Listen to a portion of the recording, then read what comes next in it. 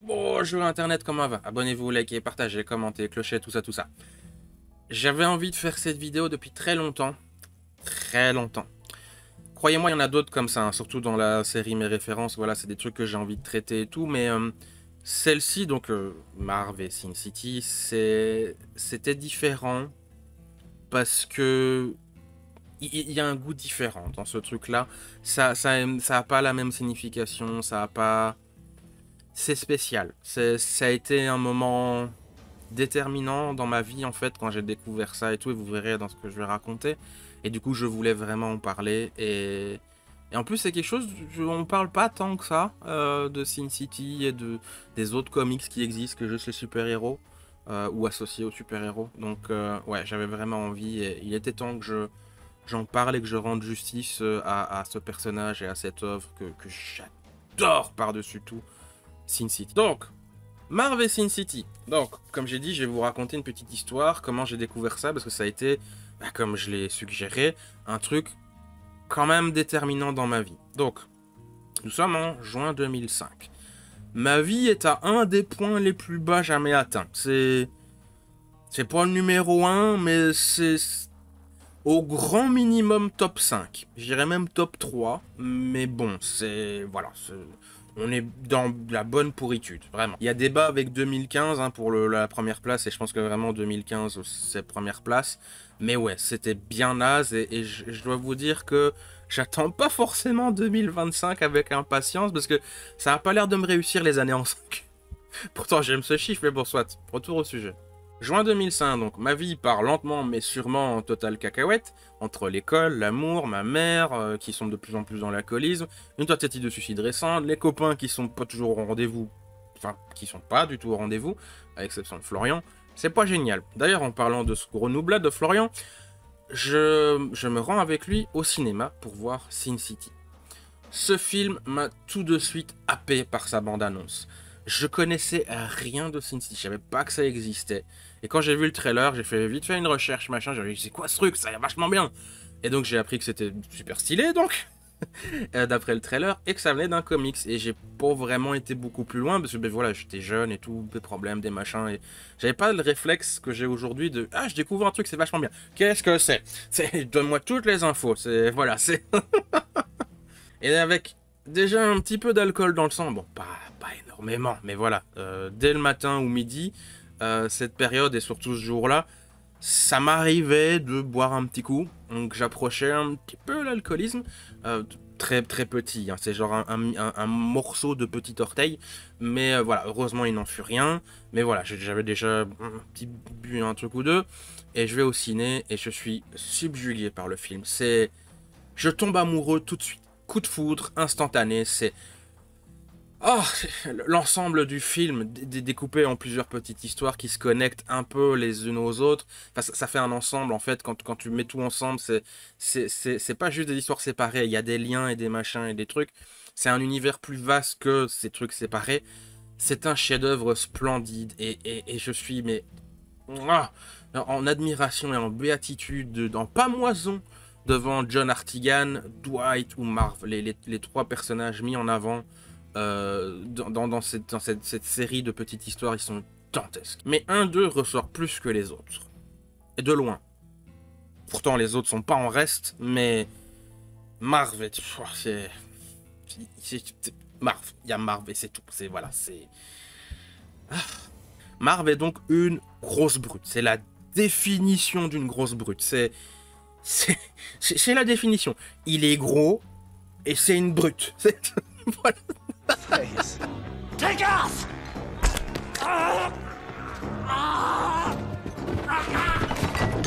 He's new here, Marv. He didn't know. C'est un gros bourrin qui colle des patates à te fendre la mâchoire et le crâne en plusieurs morceaux en un coup, et ça te fait voir des étoiles jusqu'à une autre galaxie. Il boit comme un trou. Il fume comme un camion. Il a aucune pitié pour quiconque l'emmerde un peu trop. I don't hear you giving me any names, so I guess when I shot you in the belly, I aimed a little too high. Mais à côté, il a un code moral sommaire, mais un code moral quand même, qui lui interdit, ou qui, voilà, il aime pas, il veut pas faire ça, de s'en prendre à ceux qui ont rien demandé, ou qui, voilà, ils sont pas responsables, ou quoi, ok, c'est, voilà, c'est, comme dit un personnage en parlant de lui, là je vais lire la petite phrase quand même, parce que c'est mieux, la plupart, donc c'est Dwight qui parle de lui. La plupart des gens pensent que Marv est fou. Il a juste eu la malchance pourrie d'être né au mauvais siècle. Il serait tout à fait à sa place sur un champ de bataille moyenâgeux, fendant un crâne à coups de hache ou dans une arène romaine à croiser le fer contre d'autres gladiateurs comme lui. Et c'est 100% vrai. Totalement. Pas un mot n'est faux. Ça se sent dans l'attitude en plus qu'il est comme ça. C'est genre t'es pas né à la bonne époque. T'aurais dû naître il y a 500 ans. C'est plus encore. Car autant il peut prendre à tout seul une escouade de flics en tenue tactique, genre, voilà, gilet pare-balles, l'armure, le casque, le flingue et tout, les boucliers, blablabla. Autant il enlève ses chaussures et marche sur la pointe des pieds pour pas déranger sa maman. Faut que je fasse gaffe à maman. Elle a l'ouïe vachement affûtée depuis qu'elle est devenue aveugle.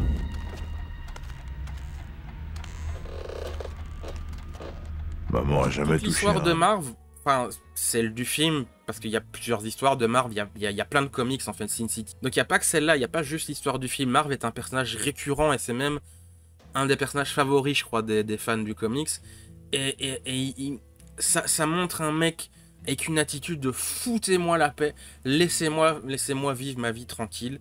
Et dans le même temps, il transpire le speech de tu me casses les couilles, je vais tellement te faire regretter de t'être levé ce matin que tu souhaiterais n'être jamais venu au monde. Mais Marv, c'est le mec qu'on va voir quand on est dans la merde jusqu'au cou. Et Marv, il se défoncera comme pas permis pour défendre et protéger ceux qui ont gagné son amitié et son respect. Il ira jusqu'en enfer pour vous.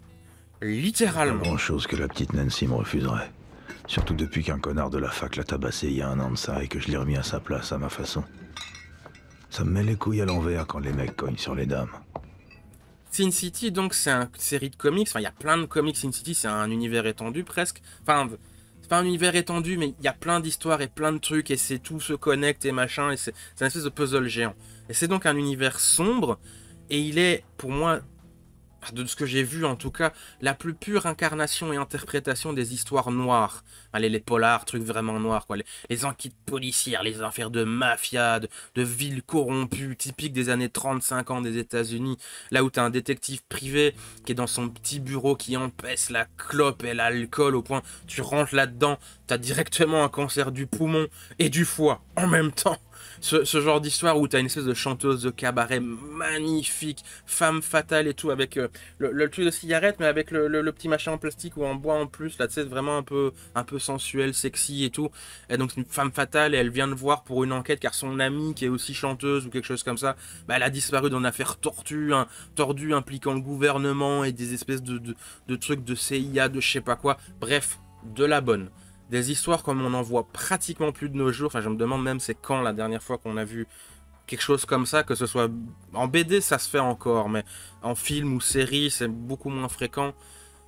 Et mon Dieu, qu'est-ce que ça manque, parce que c'était vachement cool. Enfin, je trouve il y avait tellement ce setting et ce cadre est génial pour plein d'histoires. Et Sin City, c'est aussi un univers où ça transpire le romantisme par tous les... Chacune des histoires de ce film, c'est lié de près ou de loin à l'amour. Il y a toujours ça dans un coin. Il y a une gonzesse, il y a un mec, il y a un machin, c'est je t'aime, puis on s'est séparés, mais je t'ai toujours aimé, je t'ai jamais oublié, gna gna gna. C'est le cœur de l'histoire, même en vérité. On prend n'importe laquelle, John Artigan, c'est l'amour. Enfin, une fille qu'il aime, mais c'est... Voilà, et c'est ça sur lequel il joue sur l'histoire d'Artigan, c'est la différence d'âge et tout ça, et le côté je suis un flic et gna gna gna et blablabla. Marv, bah, il fait ça pour une femme qu'il a aimée et qu'il a couché avec. Et Dwight, c'est une fille qu'il avait une relation mais ultra torride et tout ça machin avec. Ils s'aimaient comme des fous, mais ils sont séparés pour des raisons blablabla. Et ils se retrouvent après, voilà. C'est de l'amour, c'est de la romance. Les gens s'aiment dans Sin City, même si c'est un monde dégueulasse, répugnant au possible. C'est tout ce qui compte pour eux en vérité. Il n'y a que ça qui les fait tenir réellement dans ce monde ignoble et dégueulasse où tout le monde est corrompu, tout est infecté par des saloperies, tout est injuste et vomitif au point où tu te demandes à quoi ça sert que je sois encore là, quoi? Qu'est-ce que je fous là? Et puis pour parler des comics plus spécifiquement, parce que encore une fois, au-delà des films, enfin les films, parce qu'il y en a deux, c'est blindé de comics, et je les ai lus, pas tous, mais un grand nombre. Enfin à un moment, je pouvais plus en acheter en fait, même si je voulais. Oups, petit rototo. Et du coup, bah, j'ai arrêté, puis j'en ai perdu. Enfin, bref, une autre histoire, je vais pas m'étaler là-dessus, mais voilà. J'aimerais beaucoup continuer à lire Sin City, mais je peux pas. Donc voilà. Et pour moi, c'est la meilleure série de comics. C'est number one. J'ai ce truc envers cette série, Sin City, c'est... J'aime trop ça. Il y a trop de trucs que je trouve géniaux, magnifiques, sublimes. L'écriture, les dessins, l'histoire, les personnages, les dialogues, c'est... Oh, c'est magnifique et ça mérite toute votre attention. Autant les films que les comics. Forcément, les comics sont meilleurs. Le premier film est quasiment à égalité avec les comics. Genre, c'est tout aussi indispensable parce ce film est un ovni tellement... On mérite presque pas ça. C'est la plus pure adaptation d'un comics, d'une BD, d'une série, d'un bouquin. Sin City, c'est la meilleure adaptation jamais créée de quoi que ce soit. C'est la meilleure. Il n'y a pas de débat. C'est la meilleure. Et ensuite, il y a le deuxième film, un peu moins bien que le premier, mais il est chouette. J'ai vraiment aimé, pour moi, le deuxième film. Il est pas mauvais du tout.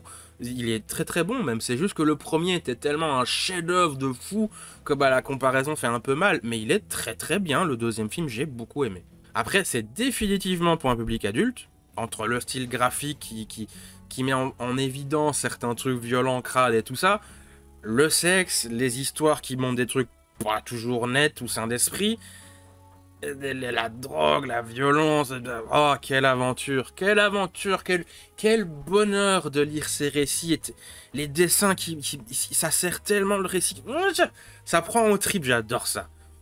Mais pour finir cette vidéo, parce que sinon je vais finir par me faire du bien. Mais voilà, c'est tellement cool Sin City. Donc je vais terminer, je dirais un truc, c'est la phrase que j'ai entendue au cinéma quand j'étais avec Florian en 2005. C'est cette phrase que encore aujourd'hui, c'est la définition de ce dont il parle et que j'ai vécu à plusieurs reprises. Je me disais, mais à quoi bon vivre? Parce que j'étais dans des situations pas possibles dans certains moments de ma vie. Et j'ai entendu cette phrase au ciné et encore aujourd'hui, je me dis, mais c'est exact, c'est ça en fait. Et j'étais là dans le siège de cinéma et genre, j'étais à fond dans le film, hein, j'étais, oh c'est trop bien. Et quand j'ai entendu cette phrase, c'est genre, ça s'est encore plus étiré en mode, oh, c'est... Wow, ça a changé ma vie, ça a été un truc déterminant pour ma vie, vraiment. Et pour donner un petit peu de contexte, donc c'est Marv qui s'embarque malgré lui dans une histoire qui le dépasse totalement. Il a tout de suite compris, en fait, dès le début qu'on le prenait pour le dindon de la farce, et que voilà, tu vas payer pour tous les autres. Pourquoi? Je sais pas, mais voilà, toi. Et donc, mais Goldie, en fait, la femme qui s'est offerte à lui un soir, avait une raison de se rapprocher. Genre, il a fait le lien. Ah, c'est pour ça que t'es venu, toi. Ok. Et du coup, vu la réaction de la police et tout ça, et l'intérêt qu'on lui portait alors qu'il a rien fait, il a compris qu'il s'est passé quelque chose. Alors que lui, il n'avait juste fait que passer une nuit avec la plus belle femme qu'il a jamais vue de sa vie. Littéralement, c'est genre, il a vu plein de filles super sexy, des prostituées, des danseuses, des machins, des petites pouliches toutes mignonnes et tout. Et puis il y a Goldie qui reste genre, wow. et pour le coup, dans le film, elle est magnifique aussi, Goldie. Et ça, je vais pas spoiler. Mais ouais, voilà, il a rien fait. Il a rien fait. Il a passé une nuit avec une fille en mode, mon Dieu, j'ai trop de bol, je sais pas ce qui m'arrive, mais je vais en profiter.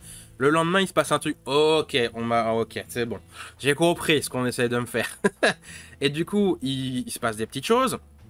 Il va voir Lucille, son avocate, enfin, je sais plus, il y a un terme, ça c'est une avocate, mais spéciale pour un truc, genre à charger de probation ou un truc comme ça. Et parce qu'il forcément il a été en taule et machin. Et elle lui prévient en fait du danger que ça représente de rentrer dans cette affaire qui veut. Là il dit ok, on me prend pour un con, bah, je vais y aller à fond, je vais.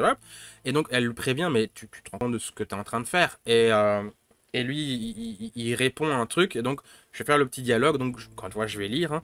Je cite Lucille, reprends un cachet, t'excite pas. Marv, qu'est-ce qu'il y a? Je m'excite si je veux, ça va péter, il va y avoir du sang par hectolitre. C'est le bon vieux temps qui rapplique, les jours de guigne où tu crèves, la poisse. Aujourd'hui ça revient, Mais j'ai plus le choix. Je suis prêt pour la guerre. Je fais ce que je peux, je suis pas Pierre-Alain de Garrigue. Lucille qui répond. La prison a été un enfer pour toi, mais cette fois tu vas prendre perpète. Et là, Marv répond. L'enfer, ma beauté, c'est de se lever tous les matins. Et pas savoir pourquoi t'es là. J'ai rien d'autre à rajouter. Cet échange est juste... Oh. J'en pleure, il faut que je me retienne de pleurer, là ça commence à picoter les yeux. Mais cette dernière phrase en particulier, c'est la définition de l'enfer. Genre, tu peux parler de trucs bibliques et machin, l'enfer de Dante et les trucs religieux. Pour moi, c'est l'enfer. C'est même plus savoir quitter. À quoi je sers? À quoi ça sert de vivre? C'est crève-cœur. C'est d'ailleurs encore à ce jour, et probablement jusqu'à la fin de ma vie, enfin, faudra se lever très tôt pour un truc qui me parle plus que ça, pour dire pour moi qu'est-ce que c'est l'enfer et qu'est-ce que c'est de le vivre au quotidien. Quand tu es dans une espèce de boucle où tu sais même plus pourquoi tu es là, à quoi je sers, qu'est-ce que je fous là, qu'est-ce que j'ai envie de faire, qu'est-ce que c'est que ce monde. T'es réduit à néant, tu ne sers à rien, le monde ne sert à rien, n'a aucun sens, c'est... Non. Je me souviens encore, dans la salle, quand j'ai vu le film et Mickey Rourke, dans sa majestueuse performance, hein, il crevait l'écran. C'est le meilleur acteur de ce film. Pourtant, il y a du niveau. Et j'entends ça au cinéma et j'entends mon cœur faire poum. Oh, c'est choqué. C'est genre électrochoc. Allez, 300 volts. Pouf. Et depuis 2005, ça m'a pas quitté. C'est pour toutes ces raisons et sûrement plein d'autres que j'oublie que Marv et Sin City font partie de mes références à jamais. Si vous aimez les comics, si vous aimez les histoires sérieuses, voilà, un petit peu noires, un petit peu, voilà, femme fatale en quête, de personnages avec des gueules cassées et tout, et des histoires de corruption, ou même simplement des bonnes... Si vous aimez les bonnes choses de la vie, regardez Sin City, lisez Sin City. Allez, au revoir Internet, gros bisous. Mouah.